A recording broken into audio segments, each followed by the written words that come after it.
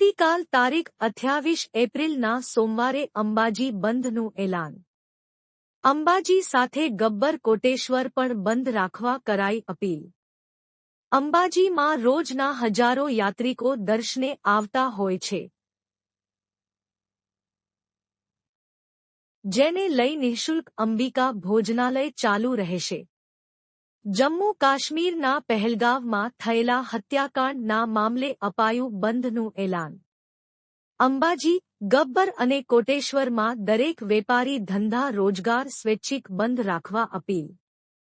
ત્યારબાદ તમામ વેપારીઓએ ખોડિયાર ચોકમાં સભા કરશે.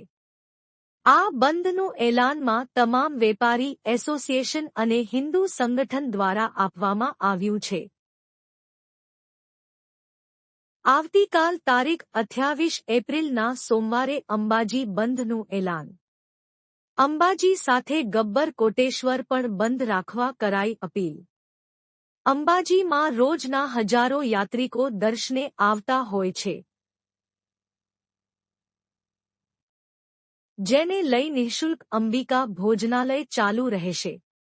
જમ્મુ કાશ્મીરના પહેલગામમાં થયેલા હત્યાકાંડના મામલે અપાયું બંધનું એલાન. અંબાજી, ગબ્બર અને કોટેશ્વરમાં દરેક વેપારી ધંધા રોજગાર સ્વૈચ્છિક બંધ રાખવા અપીલ.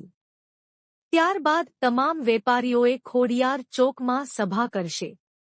આ બંધનું એલાનમાં તમામ વેપારી એસોસિએશન અને હિન્દુ સંગઠન દ્વારા આપવામાં આવ્યું છે. આવતીકાલ તારીખ 28 એપ્રિલના સોમવારે અંબાજી બંધનું એલાન. અંબાજી સાથે ગબ્બર કોટેશ્વર પણ બંધ રાખવા કરાઈ અપીલ. અંબાજીમાં રોજના હજારો યાત્રિકો દર્શને આવતા હોય છે, જેને લઈ નિઃશુલ્ક અંબિકા ભોજનાલય ચાલુ રહેશે. જમ્મુ કાશ્મીરના પહેલગામમાં થયેલા હત્યાકાંડના મામલે અપાયું બંધનું એલાન. અંબાજી, ગબ્બર અને કોટેશ્વરમાં દરેક વેપારી ધંધા રોજગાર સ્વૈચ્છિક બંધ રાખવા અપીલ. ત્યારબાદ તમામ વેપારીઓએ ખોડિયાર ચોકમાં સભા કરશે.